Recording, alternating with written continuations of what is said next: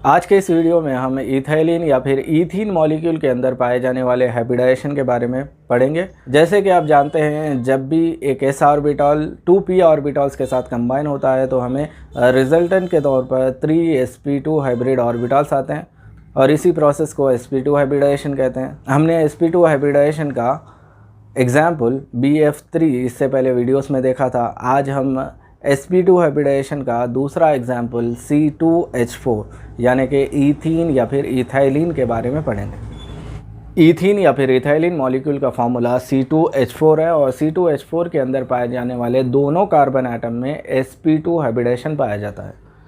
Central atom की अगर बात करें तो C2H4 में कार्बन एटम सेंट्रल एटम है और ground state electronic configuration carbon की अगर बात करें तो 1s2 2s2 2p2 है। जब भी कार्बन एटम को सर्टेन अमाउंट ऑफ एनर्जी दी जाती है तो कार्बन एटम में पाए जाने वाले 2s ऑर्बिटल का इलेक्ट्रॉन 2p ऑर्बिटल में शिफ्ट हो जाता है, जिसकी वजह से कार्बन एटम में एक्साइटेड स्टेट के अंदर 4 अनपेयर्ड इलेक्ट्रॉन्स पाए जाते हैं और इसी वजह से कार्बन की वैलेंसी 4 मानी जाती है। कार्बन टेट्रावैलेंट एटम है और कार्बन को 4 इलेक्ट्रॉन्स की ज़रूरत है, जिसकी वजह से वो स्टेबल हो जाए। हाइड्रोजन के इलेक्ट्रॉनिक कॉन्फ़िगरेशन की अगर बात करें तो हाइड्रोजन के अंदर एक इलेक्ट्रॉन है, इसीलिए इसकी इलेक्ट्रॉनिक कॉन्फ़िगरेशन 1s1 है और हाइड्रोजन को एक इलेक्ट्रॉन की ज़रूरत है, जिसकी वजह से वो स्टेबल हो सकता है। यही वजह है कि कार्बन और हाइड्रोजन आपस में बॉन्ड फॉर्म करते हैं। इथाइलिन मॉलिक्यूल में पाए जाने वाले दोनों कार्बन एटम sp2 हाइब्रिडाइजेशन में हिस्सा लेते हैं और उनके अंदर 3sp2 हाइब्रिड ऑर्बिटल्स पाए जाते हैं।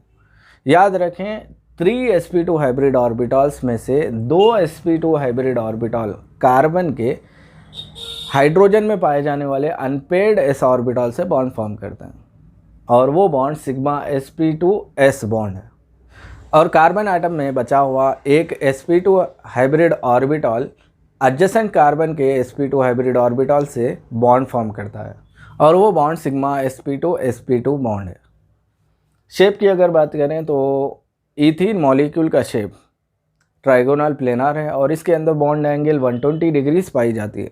टाइप ऑफ बॉन्ड की अगर बात करें तो इथाइलिन मॉलिक्यूल के अंदर 2 टाइप्स ऑफ सिग्मा बॉन्ड्स पाए जाते हैं। पहला सिग्मा sp2 और दूसरा सिग्मा sp2s बॉन्ड।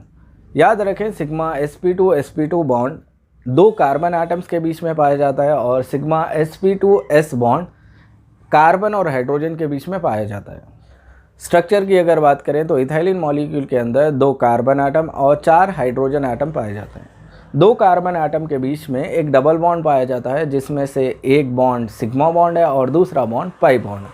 याद रखें, किसी भी 2 एटम के बीच में अगर मल्टीपल बॉन्ड यानी कि डबल बॉन्ड या ट्रिपल बॉन्ड पाया जाए तो पहला बॉन्ड उसमें से सिग्मा बॉन्ड होता है और बाकी बचे जितने भी बॉन्ड होते हैं वो पाई बॉन्ड होते हैं।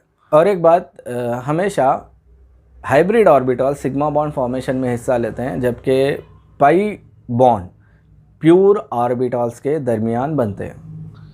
यहाँ अगर देखें तो 2 कार्बन एटम के बीच में पहला सिग्मा बॉन्ड सिग्मा sp2 है और दूसरा बॉन्ड पाई बॉन्ड है, जबकि कार्बन एटम और हाइड्रोजन एटम के दरमियान में सिग्मा sp2s बॉन्ड पाया जाता है। तो ये था स्ट्रक्चर ईथीन या फिर इथाइलिन मॉलिक्यूल का।